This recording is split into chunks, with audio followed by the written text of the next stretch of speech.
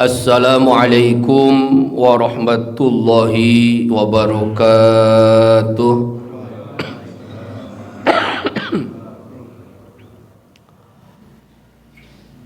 Alhamdulillahi rabbil alamin. Wassalatu wassalamu ala asyrafil anbiya'i wal mursalin Sayyidina Muhammadi wa ala alihi wa sahbihi ajma'in.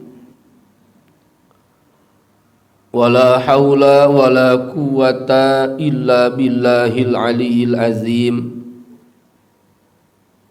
Allahumma anta rabbi la ilaha illa anta khalaqtani wa ana abduka wa ana ala ahdika wa wa'dika mastata'tu a'udzubika min syarri ma sana'tu abu'u laka bi ni'matika alayya wa abu'u bi zambi faghfirli fa innahu la yaghfiru dzunuba illa anta.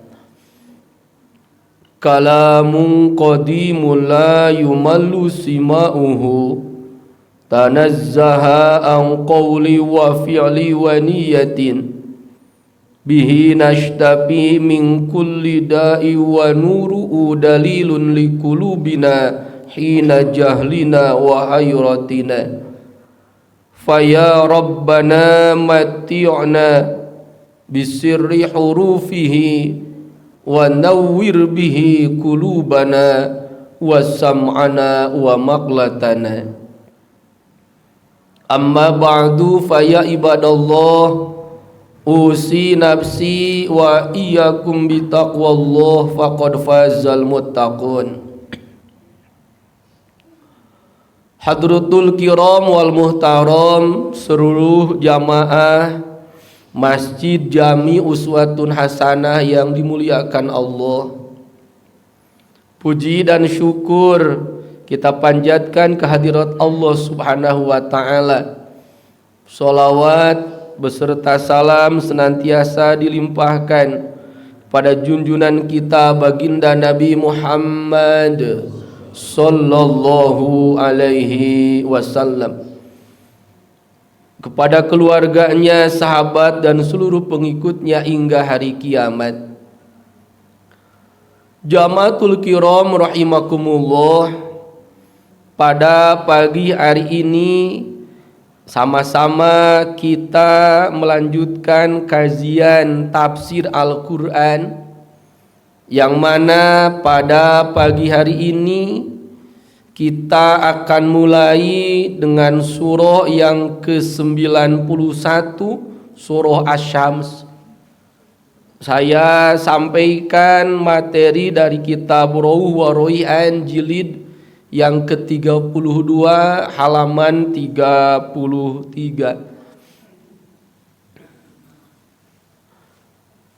Tentunya saya sampaikan kepada hadirin wal hadirat, apabila ada penyampaian yang salah, yang tidak sesuai dengan ketentuan, mohon untuk langsung diingatkan. Surah Asy-Syams, surah yang ke-91, para ulama sepakat bahwasanya surah ini termasuk kelompok surah Makkiyah. Artinya yang Allah turunkan ketika baginda Rasul sedang berada di kota Makkah. Nuzilat ba'da suratil Qadr. Surah Asy-Syams ini diturunkan setelah surah Al-Qadar. Surah Asy-Syams ini Allah turunkan ba'da suratil Qadri, setelah surah Al-Qadar.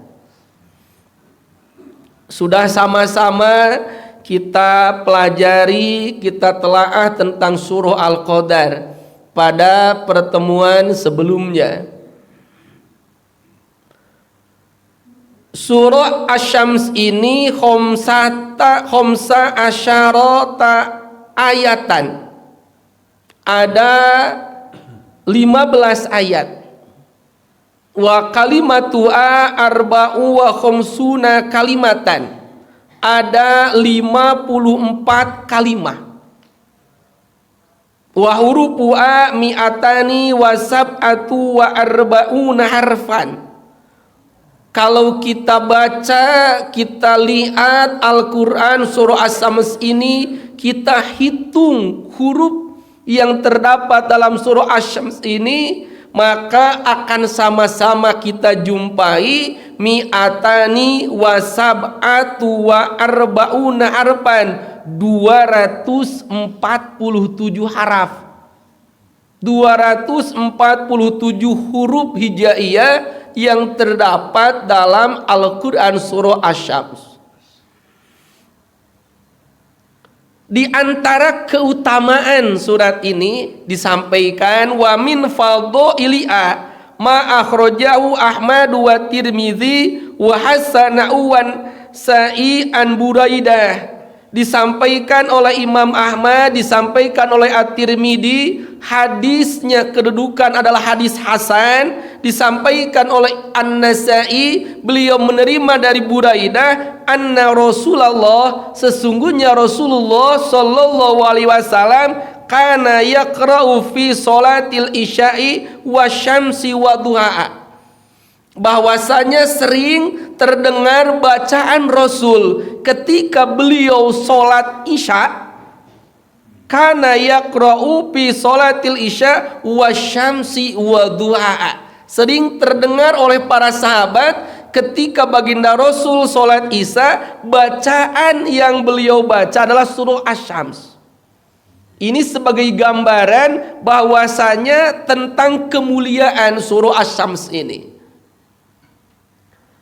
Disampaikan oleh Jabir dalam kitab As-Sahih, anna Rasulullah qala li Mu'adz, baginda Rasul menyampaikan kepada sahabat Mu'adz.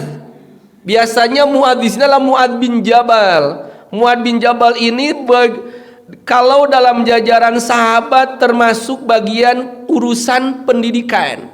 Kalau urusan katib, sekretaris adalah Zaid bin Sabit. Disampaikan baginda Rasul kepada sahabat bin Mu'adz, hala sallaita sabihisma rabbikal a'la wasyamsi wa duha'a wal laili idza yaghsha. Ketika engkau sholat, alangkah baiknya engkau baca surah Sabbi isma rabbikal a'la, baca surah wasyamsi wa duha'a, dan juga baca surah wal laili idza yaghsha. Tentunya ini bukan sesuatu hal yang harus, artinya mesti seperti itu, karena urusan dalam sholat, surah ini termasuk bagian sunat ab'ad. Sunat ab'ad ini dalam sholat kedudukannya, kalau dibaca mendapatkan pahala, kalaupun ketika kita sholat tidak membacakan surah, tidak jadi masalah, tidak menggugurkan kesahan sholat tersebut. Semakin banyak, semakin panjang surat yang dibaca, tentu keutamaan semakin banyak diberikan oleh Allah Subhanahu wa ta'ala. Wa akhraja al-Baihaqi, disampaikan oleh al-Baihaqi, ini masih berkaitan tentang keutamaan surah Asy-Syams ini. An Uqbah bin Amirin, diterima hadis dari Uqbah bin Amir, qala amarona Rasulullah memerintahkan kepada kami an nusalliya raq'atai du'a bi suraitia bi syamsi wa du'a wa bi du'a. Rasul pernah memerintahkan kepada kami, kepada para sahabat, ketika kita melaksanakan sholat duha 2 rakaat, maka bacaannya adalah bisyamsi wa duha. Untuk rakaat yang pertama adalah surah Asy-Syams ini, dan untuk rakaat yang kedua adalah surah Ad-Duha. Itu kalau kita melaksanakan sholat duhanya 2 rakaat. Mohon maaf saya ulang. Kalau kita melaksanakan sholat duha 2 rakaat, maka alangkah lebih baik sesuai dengan perintah Rasul, bacaan surat yang kita baca untuk rakaat yang pertama kita baca surah Asy-Syams. Wasyamsi wa duhaha wal qamari iza talaha sampai akhir. Dan untuk rakaat yang kedua bacanya adalah surah Ad-Duha. Wad-du'a wal laili idza saja. Itu kalau 2 rakaat. Kalau kita melaksanakan sholat duhanya 4 rakaat, maka bacalah 4 surat yang berurutan.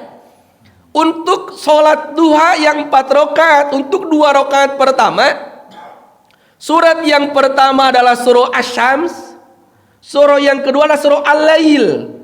Karena ini berurutan. Lalu sholat lagi 2 rakaat. Rakaat yang pertama kita baca surah Ad-Duha, dan rakaat yang kedua kita baca surah Al-Insyirah. Ini sesuai urutan dalam Al-Quran. Kalau sholat duhanya 4 rakaat. Kalau lebih sampai 8 rakaat, silahkan dikondisikan bacaan surat yang kita paham. Kalau sholat syuruk, mohon maaf, kalau kita alhamdulillah biasa kita laksanakan sebelum kita sarapan, kita istiqomahkan dengan sholat syuruk ataupun sholat isyraq, maka yang saya terima untuk sholat syuruk 2 rakaat bacaannya. Untuk rakaat yang pertama dan rakaat yang kedua kita ambil dari surah An-Nur. Untuk rakaat yang pertama surah An-Nur ayat 35, Allahu nurus samawati wal ard masalu nurihi kamishkatin fiha misbah. Itu surah An-Nur ayat 35. Betul Pak Ustaz kalau salah diingatkan. Lalu untuk rakaat yang kedua ini dilanjutkan surah An-Nur ayat 36 dan ayat 37. Ayat 36 fi buyutin azinallah, ayat 37 rijalun ila akhiri. Itu kalau memungkinkan. Kalau kita sudah hafal, kalaupun tidak hafal silahkan. Seperti disampaikan urusan surat, mau Al-Ikhlas dan Al-Falaq ataupun Al-Kafirun dengan yang biasa Al-Ikhlas itu tidak jadi permasalahan. Jadi kalau biasa sholat isyraq sambil kita dawamkan, kita istiqomahkan, kebetulan kita hafal ayat tersebut, makanya untuk rakaat yang pertama surah An-Nur ayat 35. Ini bacanya tidak terlalu panjang. Untuk rakaat yang kedua An-Nur ayat 36 dan ayat 37. Itu seperti tadi saya sampaikan, tidak harus seperti itu. Sehingga kalau tidak baca surat tersebut berarti sholatnya kurang afdol, sholatnya tidak utama. Tentu tidak seperti itu. Kalau kita lihat apa yang disampaikan Sayyidina Ali bin Abi Thalib karramallahu wajhah, barang siapa membaca Al-Quran ketika dia sedang sholat, maka 1 hurufnya Allah berikan 100 kebaikan.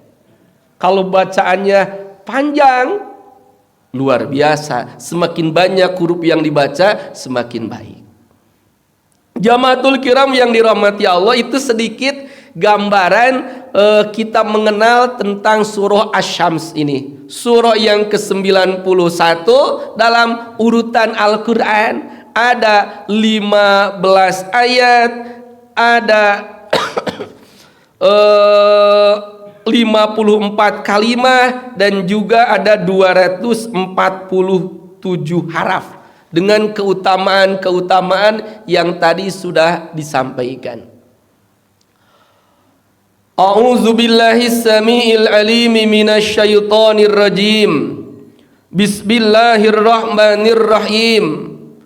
Wasyamsi wadduhaha wal qamari idza talaha wan nahari idza jallaha wal laili idza yaghshaha was samai wama banaha wal ardi wama tahaha wa nafsi wama sawwaha fa'alhamaha fujuraha wa taqwaha.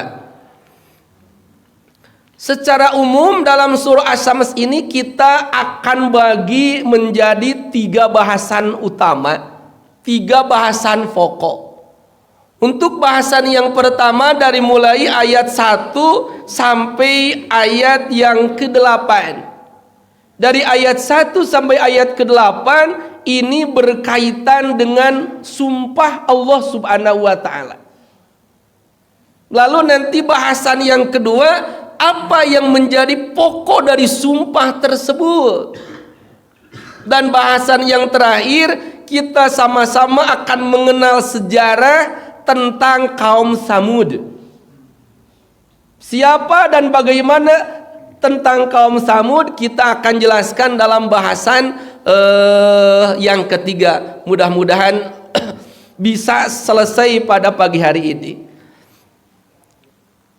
Jamatul kiram yang dirahmati Allah, bagi yang membawa Al-Quran ataupun handphone bisa sama-sama dilihat berkaitan dengan terjemah surah Asy-Syams ini. Saya sampaikan dalam terjemahnya, wasyamsi wadduhaa, demi matahari dan sinarnya pada pagi hari. Walaupun mohon maaf kalau kita baca terjemah dalam Al-Quran ini suka ada sedikit perbedaan kalimat. Jadi kalau saya salah mohon untuk diingatkan. Ayat yang kedua, wal qamari idza talaha, demi bulan apabila mengiringinya. Apa yang dimaksud dengan mengiringi? Insya Allah kita sama-sama nanti bacakan tafsir berkaitan ayat tersebut. Wal laili idza yaghsha'a, demi malam apabila menutupinya ataupun gelap gulita. Was samai wama banaha, demi langit serta pembinaannya atau yang menakjubkan. Wal ardi wama tahaa, demi bumi serta penghamparannya. Wa nafsi wama sawwa'a, demi jiwa serta penyempurnaan ciptaannya. Fa alhama'a fujura'a wa taqwa'a, maka dia mengilhamkan kepadanya jalan kejahatan dan ketakwaannya. Itu untuk bahasan pertama. Kita awali bahasan surah Asy-Syams dari mulai ayat 1 sampai ayat yang ke-8. Aqsama laka ya Muhammad bisyamsi wa duhaha. Wasyamsi, wasyamsi, demi matahari. Wow, di sini kalau kita lihat dalam kaidah bahasa Arab, ilmu Arabiyah, waw di sini namanya waw qasam. Artinya sumpah. Makanya di sini dikawali wasyamsi, demi matahari.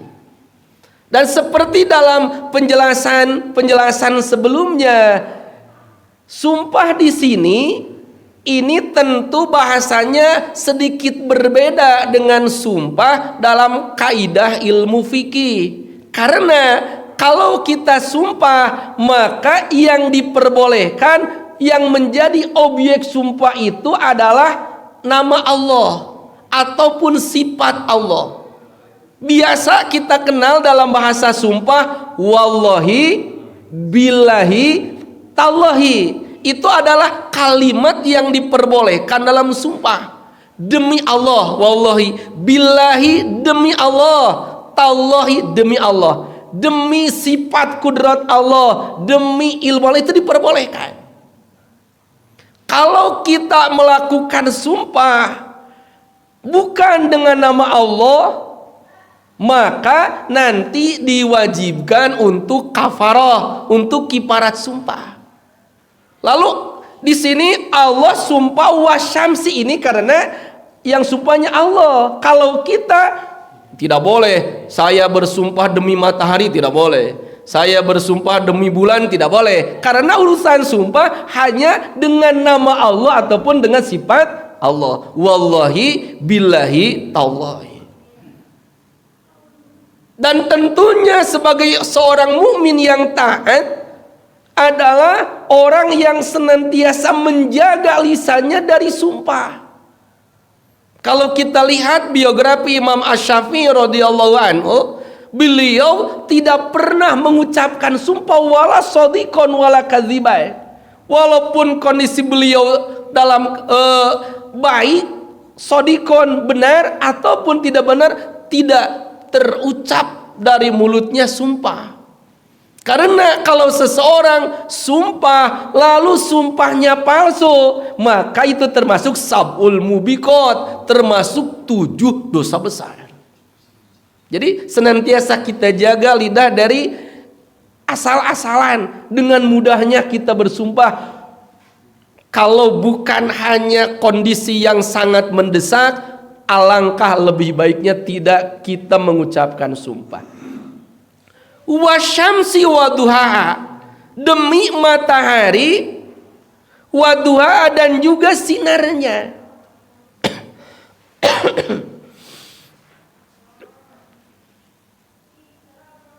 Wahia kaukabun nahariyun yunsahu dhuhurau kawakibul lail. Matahari ini adalah kaukabun, jenis bintang kaukab itu. Ataupun kita istilah dengan ucapan planet. Nahariyun, yang nampak pada waktu siang, yansau zuhurau kawakibul lail, yang apabila matahari terbit dan juga mengeluarkan cahayanya, maka akan menasah, mengganti daripada kondisi malam menjadi siang. Wasyamsi wadua wal qamari iza tala'a, dan demi bulan apabila mengiringinya. Yang dimaksud dalam tafsir wal qamari iza tala'at, wal makna ay aksamat bil qamar iza tala syamsu wa taba fil lailil bait minal laili salisata asyara minasyari ila sadisati asyara waqtam tilaihi. Wa hadza qismun bidawi fiturin akhara wa intisharu lail kullu wa qad yakunu al murad talaha li anna nurahu mustamidun min nuri syamsi. Artinya begini, Allah sumpah dengan wal qamari, yang kedua dengan bulan, iza talaha. Iza talaha dalam terjemahnya apabila mengiringinya.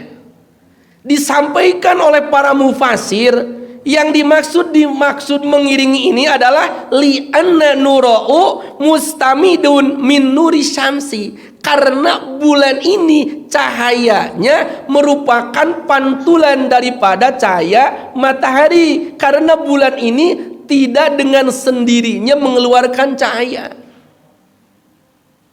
Seperti kita pahami dalam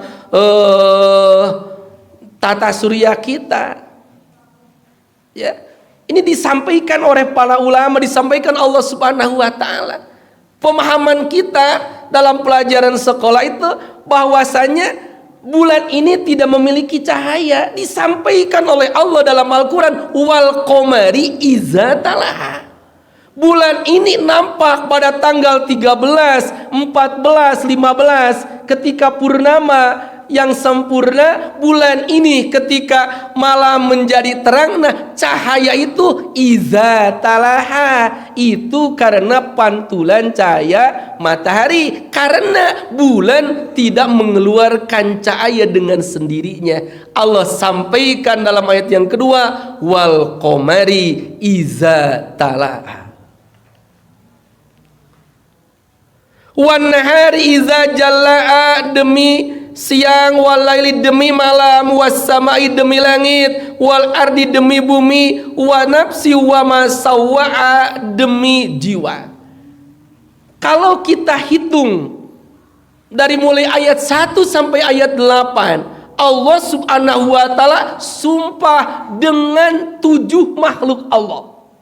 Yang pertama dengan matahari, yang kedua dengan bulan, yang ketiga dengan yang ketiga dengan siang, yang keempat walail demi malam, yang kelima wasama demi langit, wal ardi yang keenam demi bumi, yang ketujuh wa nafsin demi jiwa. Kalau sama-sama kita lihat, sama-sama kita bertafakur, ini adalah menunjukkan tentang maha kuasanya Allah subhanahu wa ta'ala. Allah memperlihatkan makhluk-makhluknya yang istimewa. Langit, bulan, siapa yang bisa menyerupai pembuatan langit dan bulan? Walaupun konon saat ini dengan teknologi ada orang yang membuat cahaya seperti matahari, tapi faidahnya apakah bisa sehebat matahari? Karena dalam ilmu kesehatan pun kita sama-sama paham, sangat bermanfaat vitamin D itu matahari. Allah ingatkan dengan bulan, Allah ingatkan kita dengan siang, Allah ingatkan kita dengan malam, Allah ingatkan kita dengan langit, Allah ingatkan kita dengan bumi yang terhampar, Allah ingatkan dengan nafsu kita, dengan jiwa kita. Ini agar senantiasa kita sadar, senantiasa kita ingat siapa zat yang telah menciptakan. Man arrafa nafsa'u faqad arrafa rabba'u.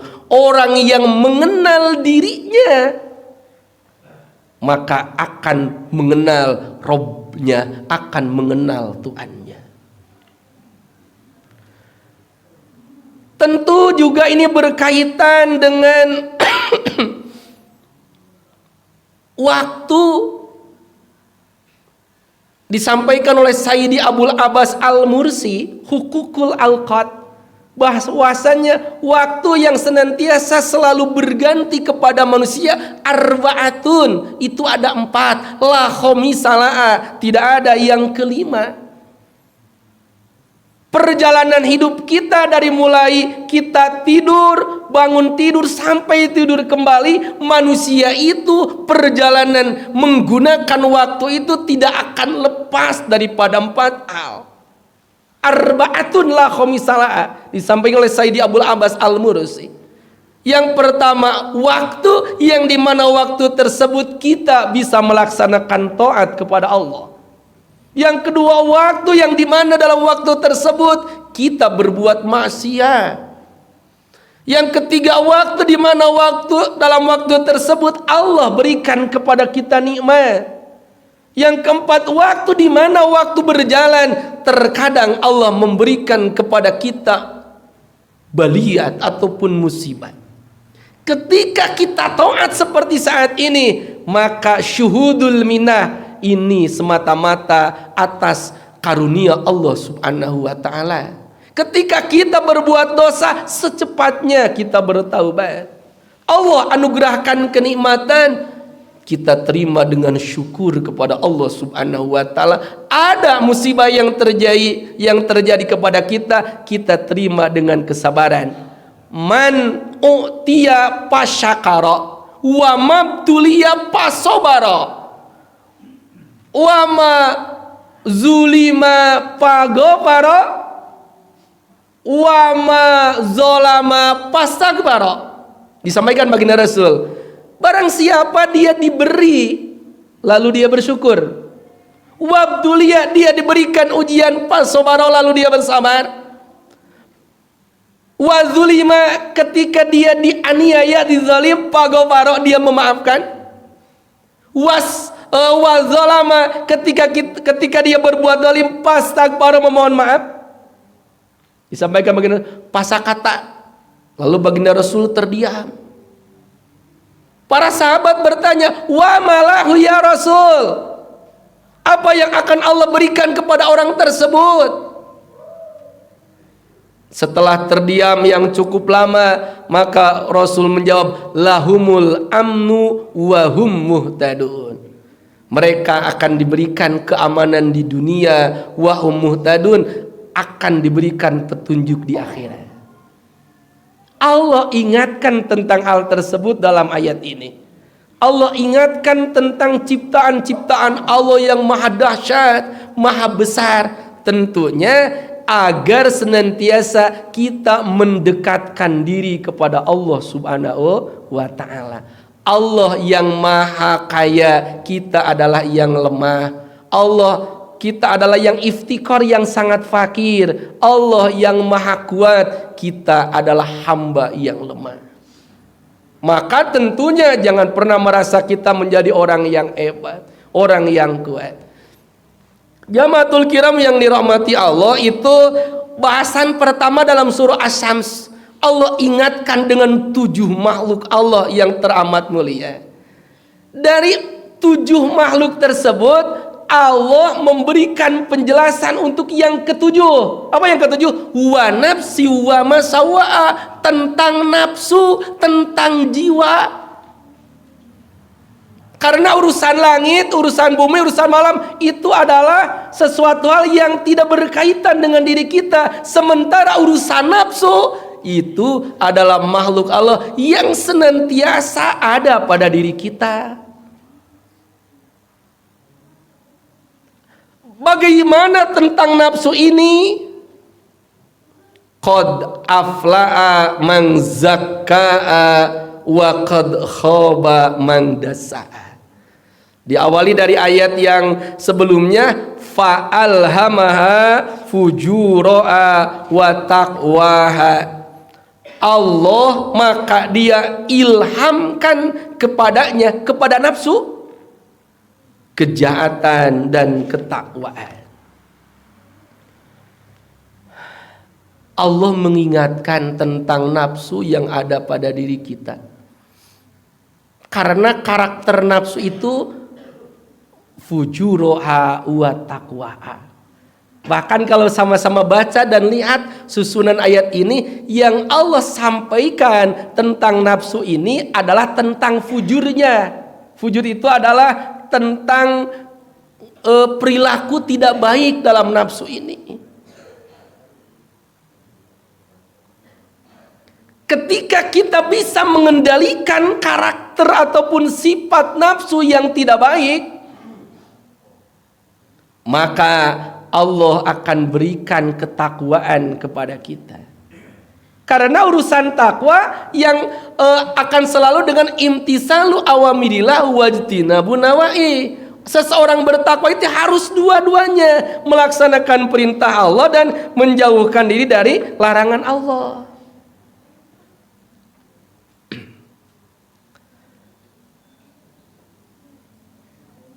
Dalam tafsir Aurah Waruhihan ini, dalam ayat halaman yang ke-42, ditukil dari kitab At-Ta'wilat,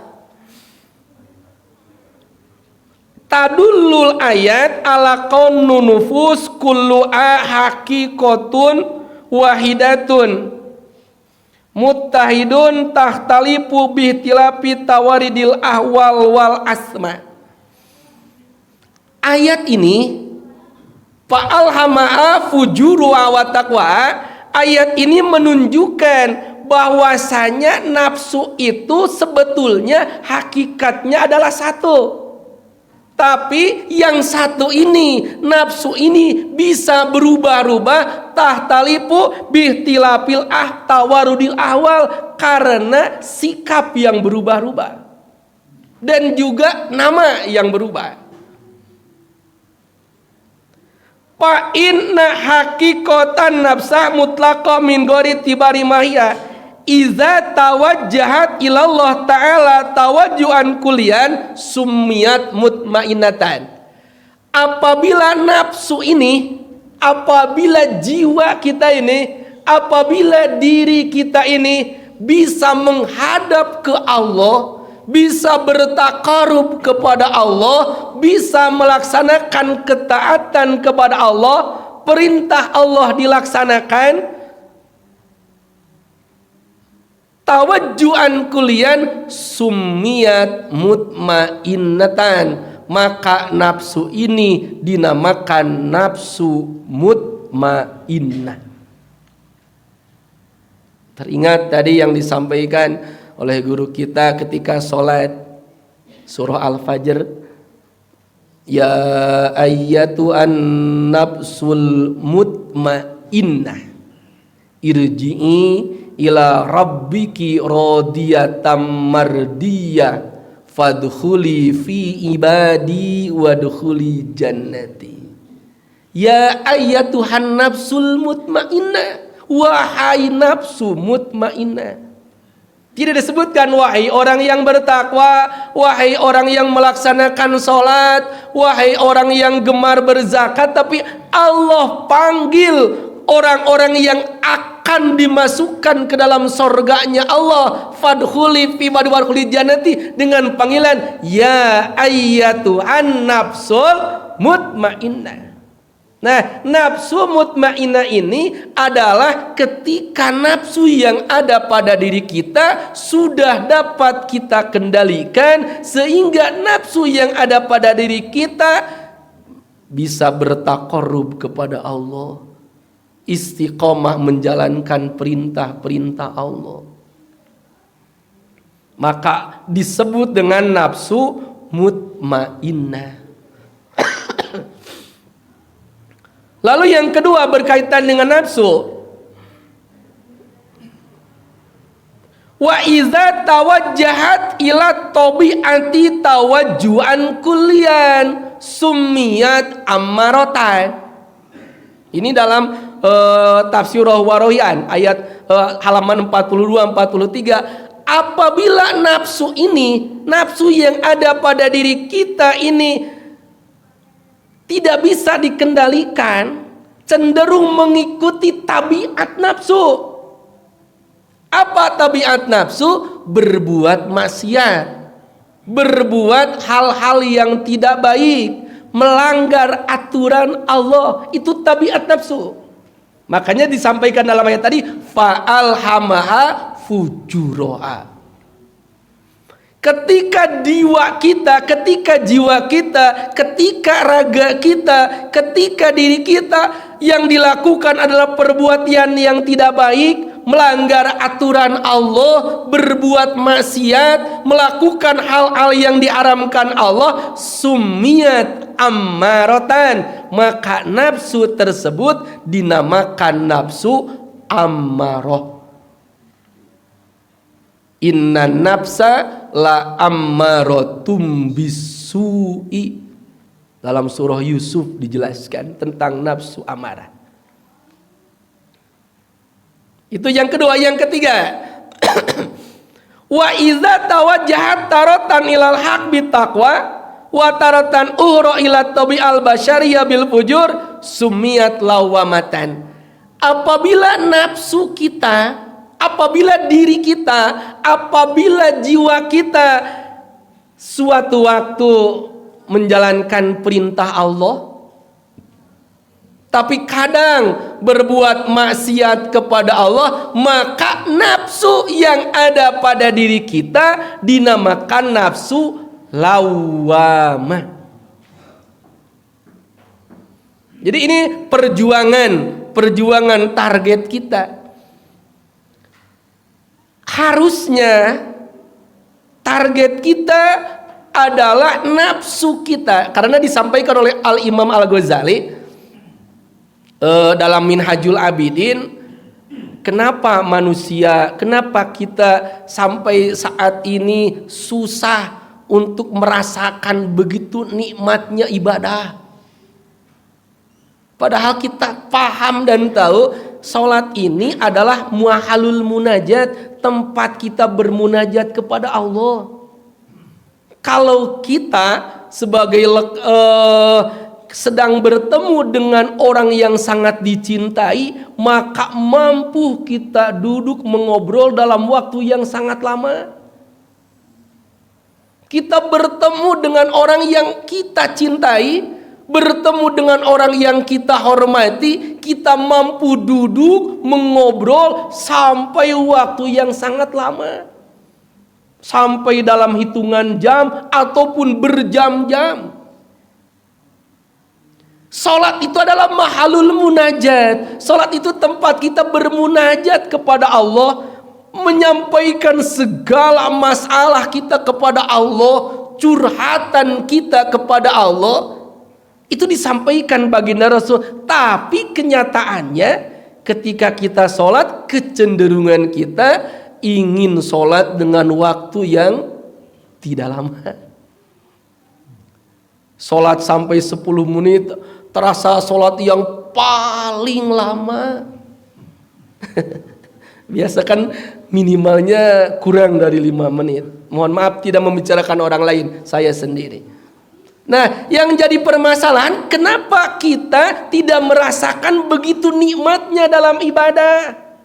Maka hasil riset, hasil penelitian Al-Imam Al-Ghazali, karena kita senantiasa dihadapkan dengan akobah, dengan penghalang, dan penghalangnya pun tidak main-main. Penghalangnya pun ada 4 jumlahnya. Ada dunia, karena kita sholat selalu ingat ada yang di rumah, ada yang ditinggalkan, ada kepentingan, ada lain-lain. Yang kedua, karena ada makhluk, karena ada tetangga, ada istri, ada suami, ada makhluk. Yang ketiga ada setan, pasti. Dahsyatnya setan itu mengganggu kita dari berbagai arah. Yang keempat ada nafsu. Iya, jadi karena 4 hal ini, makanya kita yang sedang belajar, kita tidak pernah merasakan begitu nikmatnya ketika sholat, begitu nikmatnya bersedekah, begitu nikmatnya ketika kita membaca Al-Quran. Al-Quran kan wahyu Allah. Alangkah baiknya kita bisa duduk berjam-jam membaca. Kan tentu sebaliknya, hanya mungkin selembar 2 lembar yang kita baca, hanya 1-2 surat yang kita baca. Padahal kita paham dan tahu Al-Quran mujizat. Karena ya ada 4 penghalang tersebut, termasuk bahasan kita pada pagi ini berkaitan dengan nafsu. Jadi nafsu ini hakikatnya sama, karena nafsu hanya satu, tapi namanya akan berbeda. Ini karena perilaku kita yang berbeda. Kalau kita melaksanakan maksiat, nauzubillah, kalau kita berbuat dosa, maka nafsu tersebut dinamakan dengan nafsu amarah.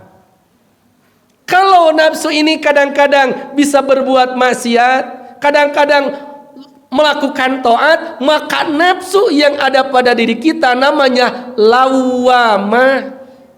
Kalau orang tersebut sudah istiqomah dalam ibadahnya, banyak berbuat baiknya, hanya sedikit berbuat dosanya, hatinya selalu zikir kepada Allah, hatinya selalu ingat kepada Allah, itulah yang dinamakan nafsu mutmainnah.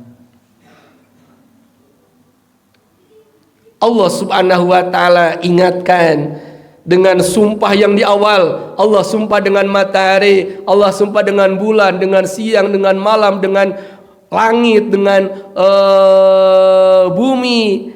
Sama-sama kita lihat dalam ayat yang ke-9 dan ayat yang ke-10. Qad aflaha man zakkaha wa qad khaba man dasa. Ini inti daripada sumpah Allah. Allah ingatkan dengan langit, dengan bumi, dengan yang lain. Intinya di sini, qad aflaha man zakka'a wa qad khaba man dassa'a. Saya bacakan terjemahnya, qad aflaha man zakka'a, sungguh beruntung orang yang menyucikan jiwa itu. Wa qad khaba man dassa'a, dan sungguh rugi orang yang mengotorinya.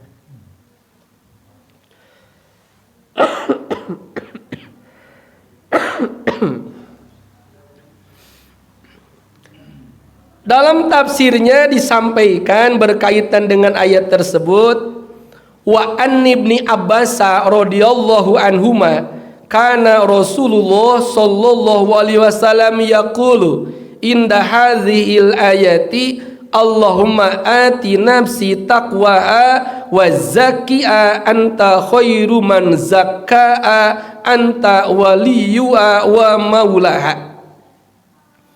Disampaikan oleh sahabat Ibnu Abbas, seorang ahli rawi hadis, makanya sangat banyak hadis yang disampaikan oleh Ibnu Abbas ini.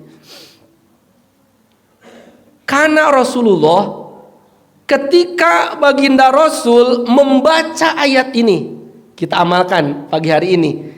Ketika baginda Rasul membaca ayat ini, qad aflaha man zakkaha wa qad khaba man dassaha, maka ketika baginda Rasul membaca ayat ini, maka baginda Rasul membaca doa. Apa doa yang dibaca oleh baginda Rasul? Allahumma ati nafsi taqwaha wa zakkiha anta khairu man zakkaha anta waliyuha wa maulaha. Dan ini tidak membatalkan sholat. Ketika kita membaca ayat ini, ataupun ketika kita menjadi imam membaca ayat ini, sebelum dilanjutkan dengan ayat kadzabat samud bitaqwaha, berhenti dulu sebentar, baca doa ini. Allahumma ati nafsi taqwaha wa zakkiha anta khairu man zakkaha anta waliyuha wa maulaha. Mohon maaf kalau tidak keberatan, saya bacakan satu kalimat, satu kali, Bapak dan Ibu mengikuti, tabarukan saja dengan doa Rasul. Bismillahirrahmanirrahim. Allahumma ati nafsi taqwaha wa zakkiha anta khairu man zakkaha anta waliyuha wa maulaha. Saya sampaikan terjemahnya. Allahumma ya Allah, ati nafsi, datangkanlah nafsuku ini taqwaha, pada ketakwaannya. Ya Allah, nafsu ini jadikanlah menjadi nafsu yang bertakwa. Sesuai dalam ayat tadi, fa'al ama'a fujuruha wa taqwa'a. Karena karakter kecenderungan nafsu itu kadang-kadang fujur, kadang-kadang takwa. Kalau fujur maksiat, kalau takwa taat. Makanya ketika membaca ayat ini, baginda Rasul menyampaikan, ya Allah, nafsu yang ini ya Allah, jadikanlah nafsu yang bertakwa. Kalau nafsu yang bertakwa, qad aflaha man zakkaha wa zakkiha, ya Allah, bersihkanlah nafsu ini. Anta khairu man zakka, sesungguhnya engkau adalah sebaik-baik zat yang mampu, yang dapat membersihkan nafsu tersebut. Anta waliyuha, engkau ya Allah yang mengurus, yang berkuasa terhadap nafsu tersebut. Ini baginda Rasul yang nafsunya mutmainnah, baginda Rasul yang tidak pernah berbuat maksiat dan dosa. ketika mendengar ayat ini, ketika membaca ayat ini, memohon kepada Allah agar nafsunya menjadi nafsu yang bertakwa, agar nafsunya dibersihkan oleh Allah Subhanahu wa taala. Sehingga Allah menyampaikan qad aflaha, sungguh beruntung, man zakkaha, orang-orang yang dapat membersihkan nafsunya. Dengan cara apa membersihkan nafsu? Sama-sama kita akan lanjutkan tafsirnya. Ini saya ulang lagi doanya. Kalaupun mungkin tidak hafal, yang penting ya kita ingat selalu memohon kepada Allah agar nafsu ini selalu dibersihkan oleh Allah Subhanahu wa taala. Qala Muhammad bin Ka'ab, disampaikan oleh Muhammad bin Ka'ab ini penjelasan apa yang dimaksud dengan membersihkan nafsu. Karena logika membersihkan di sini tidak bisa masuk dengan logika kita. Kalau membersihkan ya dengan pakai pencuci, dengan pakai pembersih dan lain-lain. Kalau menafsukan tidak bisa seperti itu. Makanya disampaikan, iza aradallahu bi abdihi khairan alhamahul khaira fa'amila bihi, wa iza arada bihi syarra alhamahu syarra fa'amila bihi. Disampaikan oleh Muhammad bin Ka'ab, iza aradallahu bi abdi khairan, ketika Allah menghendaki hambanya menjadi orang-orang yang baik, maka alhamahul khair, Allah akan berikan ilham kepadanya tentang kebaikan. Allah akan tunjukkan kepada dirinya kebaikan. Allah akan perlihatkan kepada dirinya kebaikan, fa'amila bihi, lalu orang tersebut dapat berbuat kebaikan tersebut, dapat mengamalkan kebaikan tersebut. Alhamdulillah, makanya kita bersyukur kepada Allah. Walaupun mungkin tanpa kita disadari, kita dipaksa dengan qoharnya Allah. Kita berkumpul di masjid, bersilaturahmi, beriktikaf. Mudah-mudahan ini rangkaian termasuk ayat ini. Allah menghendaki kita menjadi orang-orang yang baik. Allah ilhamkan, Allah tunjukkan kepada kita kebaikan, fa'amila bihi, lalu bisa dapat kita mengamalkannya. Amin ya Allah ya Rabbal alamin. Wa iza arada bihi syara, ketika Allah menghendaki hambanya menjadi orang yang asyar, orang yang tidak baik, maka alhamahu syara, Allah ilhamkan kepada orang tersebut hal-hal yang tidak baik, fa'amila bihi, lalu dia mengamalkan, dia berbuat yang tidak baik.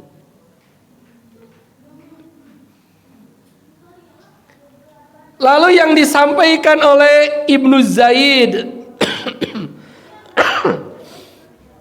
ja'ala fi adzalika bi taufiqi iya halit taqwa wa khidlana'u iya halil fujur. Berkaitan orang yang membersihkan nafsunya dan yang mengotori nafsunya, disampaikan oleh Ibnu Zaid, ja'ala fi adzalika bi taufiqi iya halit taqwa. Allah berikan taufik kepada dia untuk melaksanakan ketakwaan sehingga nafsunya menjadi bersih, dan juga Allah berikan khizlan, kehinaan kepada nafsunya sehingga dia berbuat hal-hal yang fujur, hal-hal yang tidak baik. Kesimpulan daripada dua ayat ini sebelum kepada bahasan yang terakhir, wa qad aflaha man zakka'a wa qad khaba man dassa'a. Allah Subhanahu wa taala mengilhamkan kepada nafsu tentang fujur dan takwa. Nafsu ini akan paham, dia akan tahu mana yang baik dan mana yang tidak baik. Makanya senantiasa kita paksa dan paksa nafsu ini untuk berbuat hal-hal yang baik. Karena nafsu ini tidak pernah bisa, tidak akan pernah hilang daripada diri kita, tidak. Kalau hilang nafsu ya ajal kita selesai. Sepanjang hayat masih di kandung badan, nafsu itu selalu ada. Makanya selalu kita paksa, kita riyadhah dengan hal-hal yang baik. Jamaatul kiram yang dirahmati Allah, bahasan yang terakhir dari mulai ayat 11, 12, 13, 14, 15. Kazzabat samudu bitaghaha izim ba'asa ashqa'a faqala lahum rasulullahi naqatallahi wa suqya'a fakazzabu fa'aqaruha padamdam alaihim rabbuhum bizambihim fasawwa'a wala yakhafu uqba'a. Kazzabat samudu bitaghaha, kaum Samud telah mendustakan rasulnya karena mereka melampaui batas. Sedikit kita akan membicarakan tentang kaum Samud. Kaum Samud ini adalah kaumnya Nabi Sholih alaihi salam. Nabi Soleh ini diutus Allah menjadi nabi dan rasul. Setiap nabi dan rasul itu sebagai SK pembuktian dia nabi dan rasul akan diberikan mukjizat. Mukjizat yang diberikan kepada Nabi Soleh ini berupa unta, fa'aqru'a di sini dijelaskan. Unta ini tiba-tiba keluar dari batu. Karena untanya adalah unta mukjizat, maka tentu berbeda dengan unta-unta yang lain.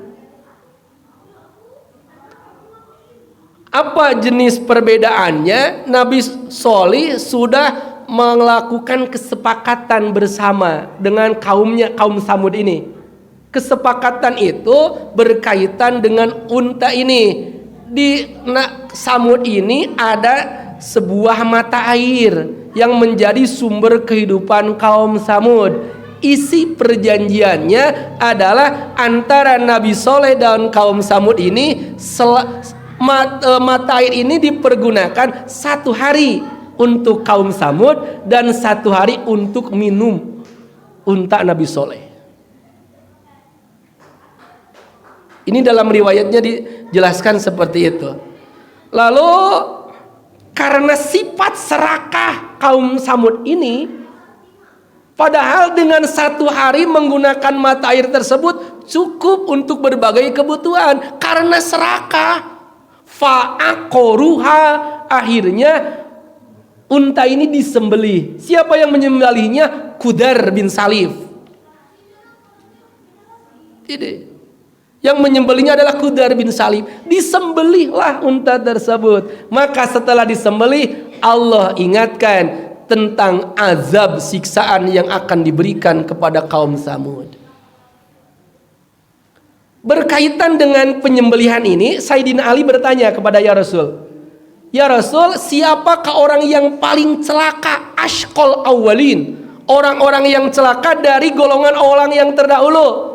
Maka dijawab baginda Rasul, "Akhirun naqah, orang yang paling celaka dari kelompok umat terdahulu adalah akhirun naqah, orang yang menyembelih unta Nabi Sholih, yaitu Qudar bin Salif."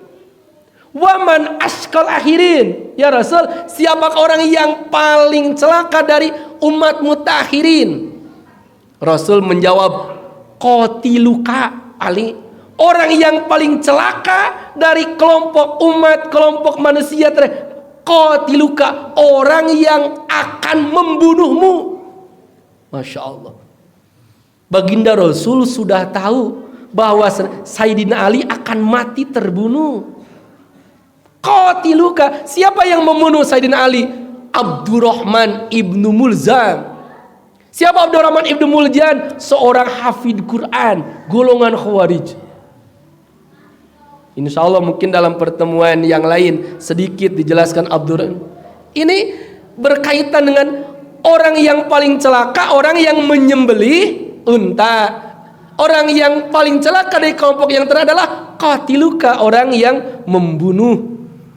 Lalu Allah memberikan peringatan Nabi Syuaib atas perintah Allah.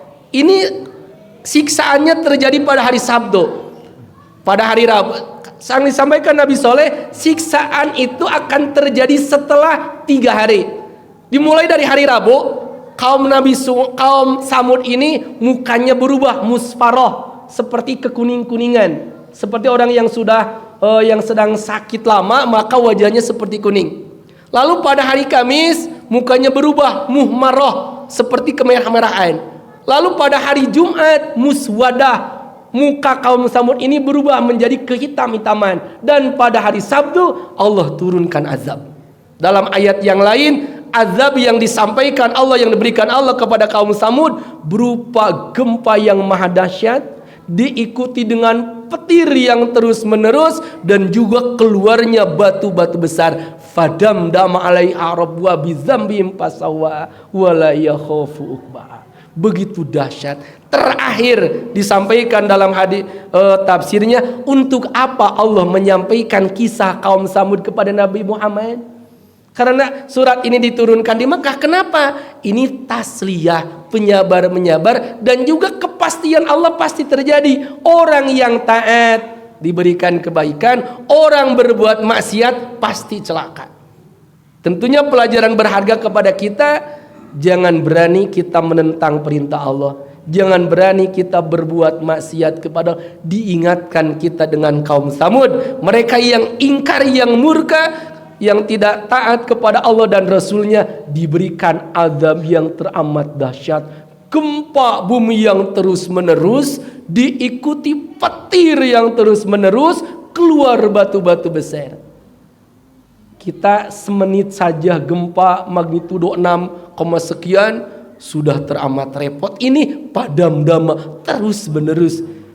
Siksaan diberikan kepada kaum Samud. Mudah-mudahan yang disampaikan ada manfaatnya. Di akhir kata kita berdoa kepada Allah, mudah-mudahan kita senantiasa diberikan kebaikan oleh Allah, dipanjangkan usia beserta diikuti taufik hidayah beribadah kepada Allah. Putra putri kita, zuriyah kita mudah-mudahan menjadi hamba-hamba Allah yang solih dan solihat.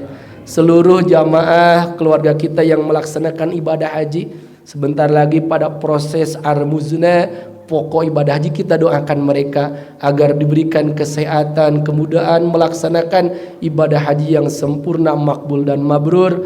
Yang tahun ini akan menyembelih hewan kurban, kita doakan mudah-mudahan Allah berikan pahala yang terbaik, Allah berikan keberkahan dalam kehidupannya, dalam usahanya. Dan juga atas nama pribadi terima kasih kepada Ketua Panitia dan juga DKM yang tiap tahun kami di Pesantren Al-Mu'awanah diberikan jatah hewan kurban. Terima kasih, teriring doa jazakumullahu khairan kasiron ahsanal jaza ala hadhihi niyatil mazkurah wa bikulli niyatin sholihah. Al-Fatihah.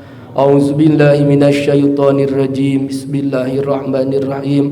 Alhamdulillahi rabbil alamin, arrahmanir rahim, maliki yaumiddin. Iyyaka na'budu wa iyyaka nasta'in. Ihdinas siratal mustaqim, siratal ladzina an'amta 'alaihim ghairil maghdubi 'alaihim waladdallin. Mohon maaf atas segala kekurangan. Assalamualaikum warahmatullahi wabarakatuh.